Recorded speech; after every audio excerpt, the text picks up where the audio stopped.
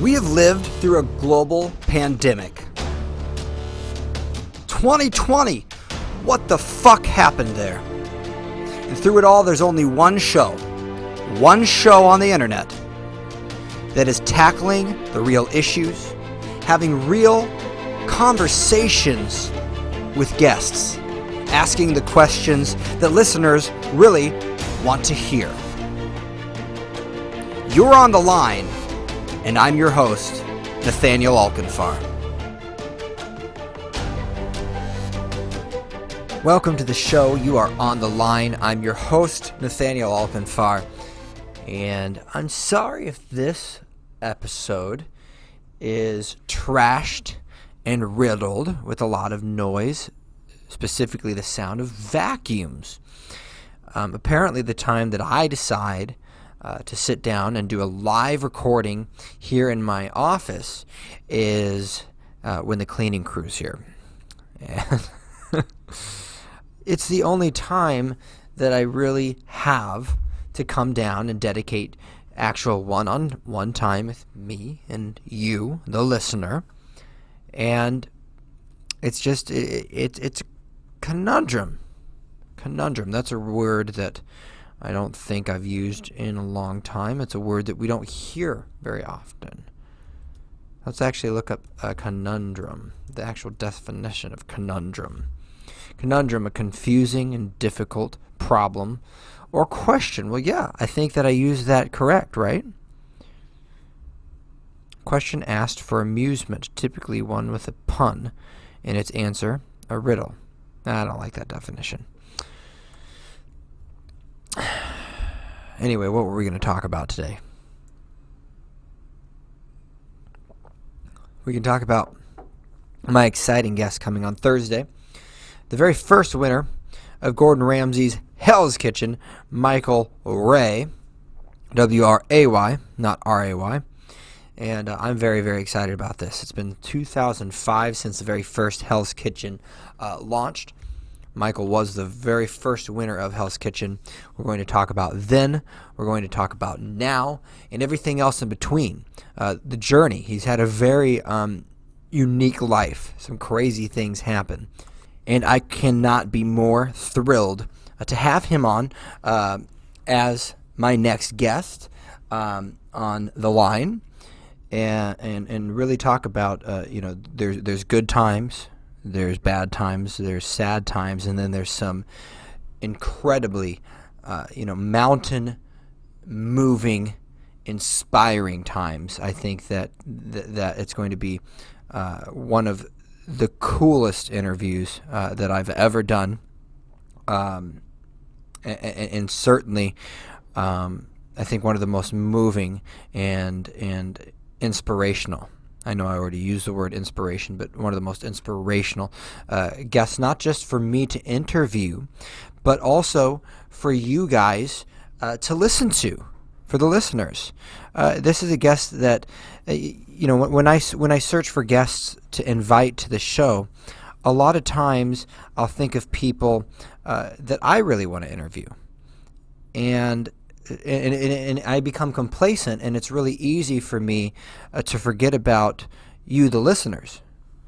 We get into a groove of things, and I started my very first podcast with wanting to talk with people that I wanted to talk to and topics that I want to talk about. And while that's still something that is present, that sometimes I'll go off script, sometimes I will write a script just around whatever I want to, because I started this as my hobby, as something that I love to do for fun, and this is still my hobby and something that I love to do for fun.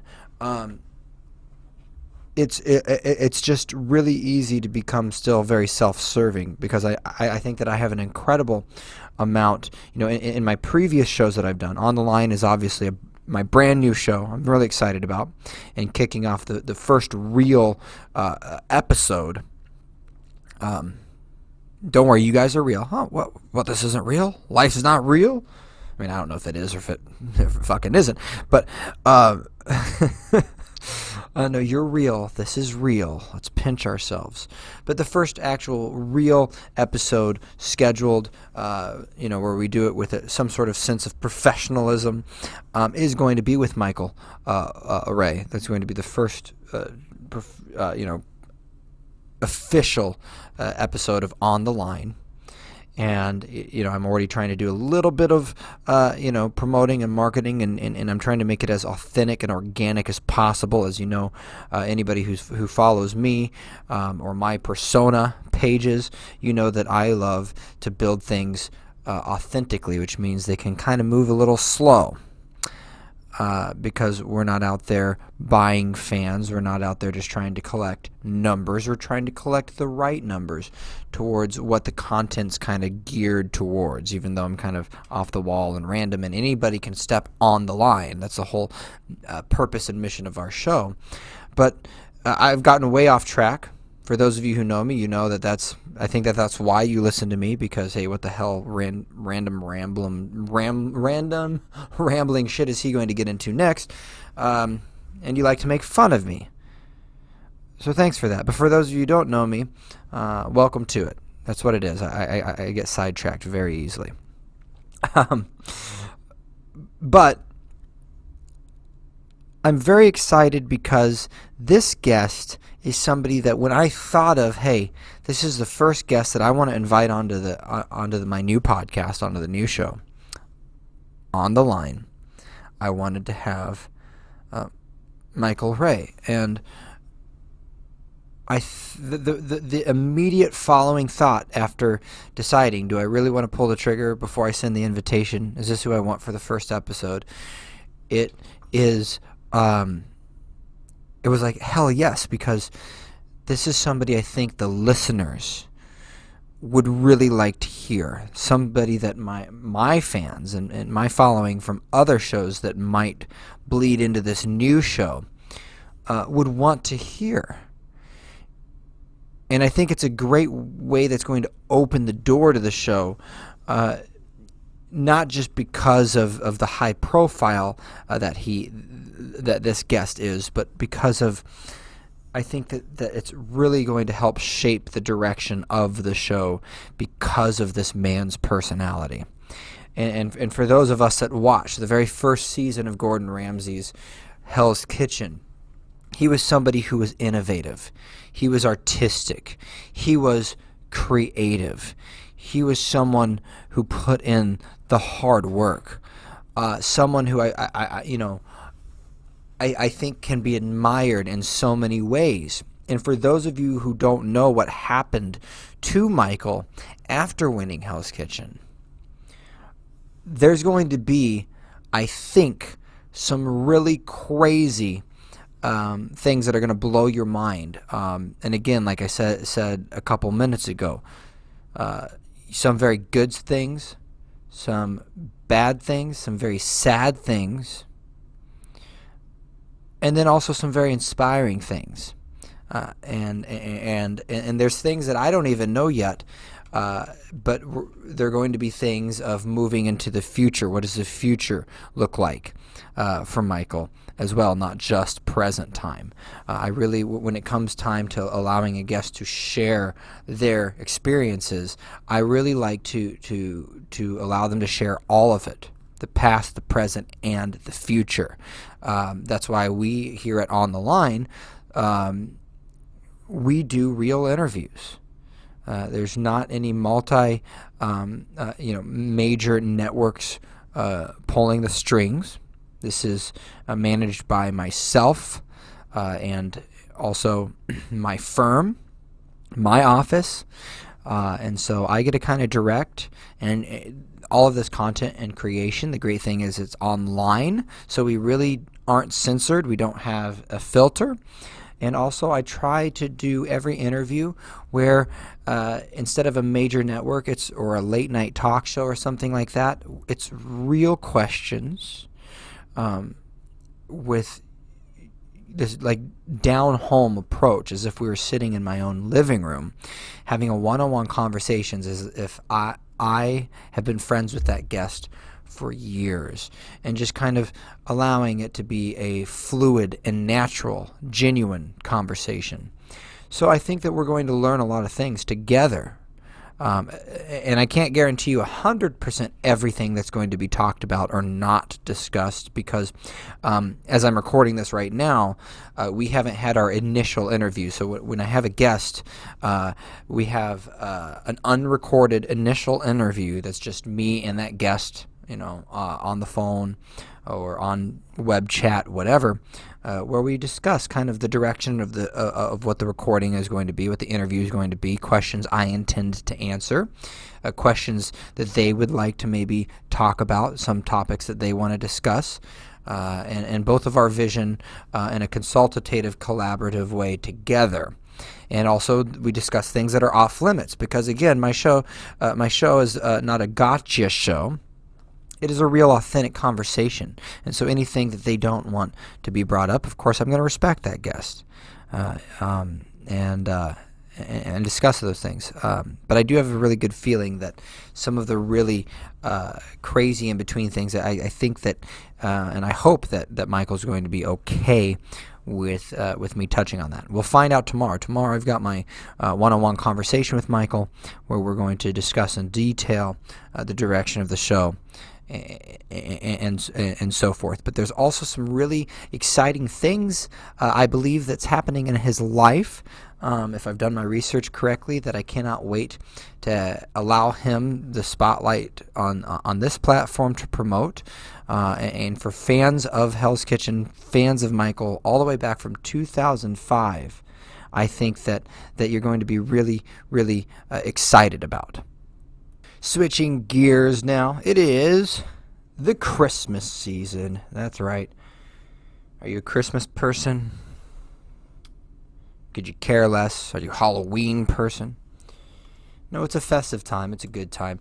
And so now I think that that's when we should definitely talk about some laugh out loud Christmas stories.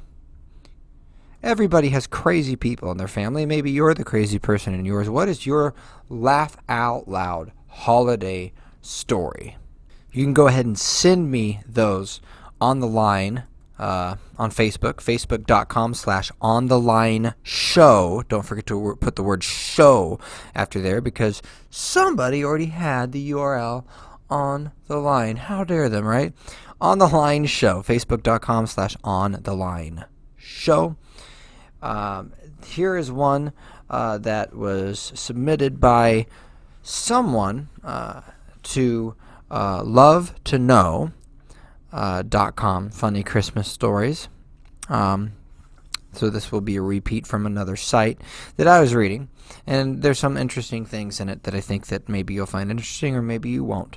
It's called Ugly Christmas Tree, and the writer follows by saying, the cat had an obsession with the Christmas tree. The entire holiday season, it was a miserable job to keep the cat out of the tree. Thankfully, it was Christmas Eve, and the tree would be coming down soon. However, it was then that the oversized barn cat decided it was time to wage war. Unfortunately, the tree stand wasn't up to the added weight of the voluptuous tomcat. It had came crashing to the ground with a thunderous boom. Upon hearing the resounding crash, the entire family woke. The living room looked like a Christmas wasteland, with ornaments rolling under the couch and the tree crushing presents. The cat skinned away under the radar to pick needles out of his fur. Bobby, the youngest, looked up at his mother in wonder. Dad was right, Mom. Santa thought your Christmas tree was ugly, too.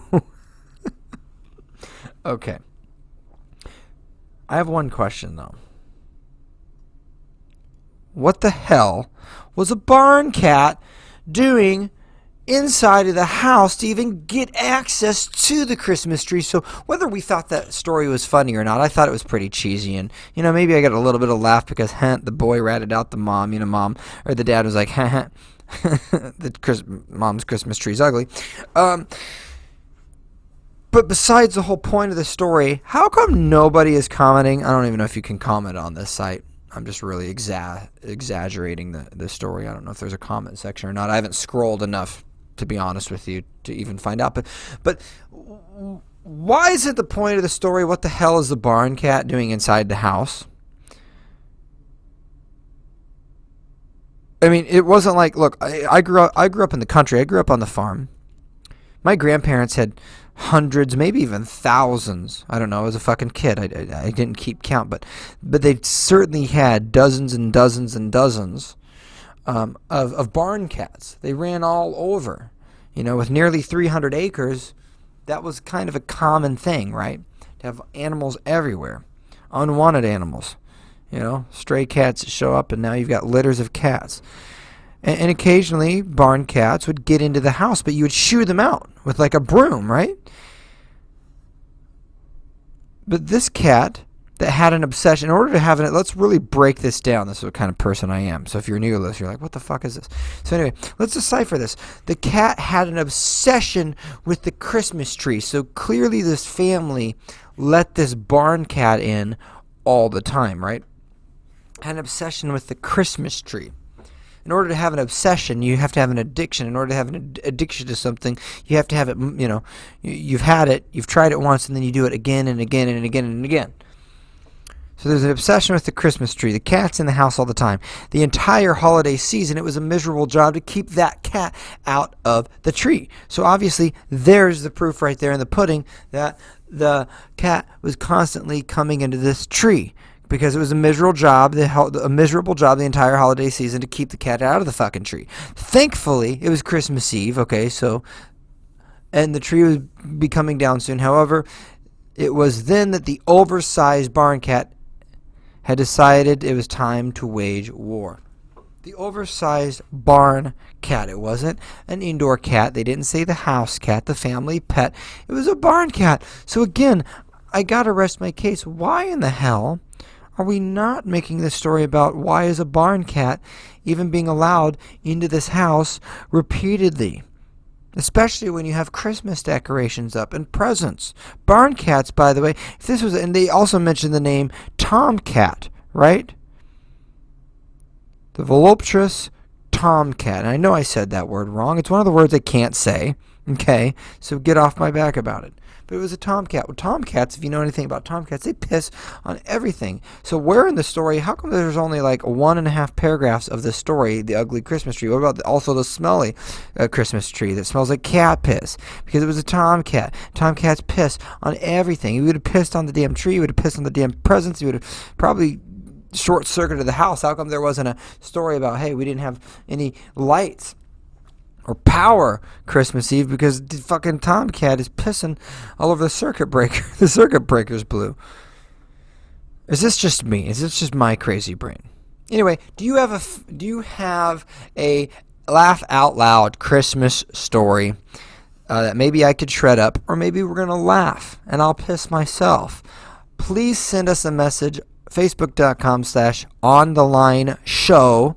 Look us up or use the @ symbol on the line show at Facebook. We would love for you to send us your laugh out loud Christmas stories before Christmas. It is December 21st, so let's really roll this in right. Thank you so much for following me over to On the Line. For any fans that do, all the new fans, look, we love to have you. Welcome to the program. Share this if you like any of the content. This is actually my very first recording on this program, but it's not the first official episode. The first official episode is going to be recorded at the end of this week with Michael Ray of the very first winner of Gordon Ramsay's Hell's Kitchen.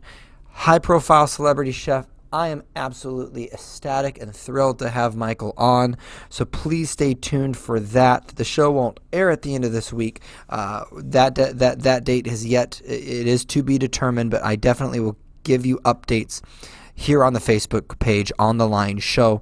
A million thank you. Happy holidays if I don't get to interact with you listeners before then. If you don't get to tune in before then, happy holidays to you and to yours. But I hope you do send me two things. One, I hope you check up for the updates on when the interview with Michael Ray, our very first official show, launches here on the Facebook page. But also, I hope you message us here on Facebook your laugh out loud Christmas story. No filter necessary. Send it to us, and if you'd like us to read it on the show. And then as things develop, maybe there'll be some prizes for winners. I can't guarantee that yet because I haven't even had a moment yet to sit down and talk with sponsors. But I do like to throw out prizes and things like that. I've done that in previous shows that I've hosted. So maybe we can do something like that. But at least definitely a guaranteed laugh. My name is Nathaniel Alcanfar, and you've been on the line.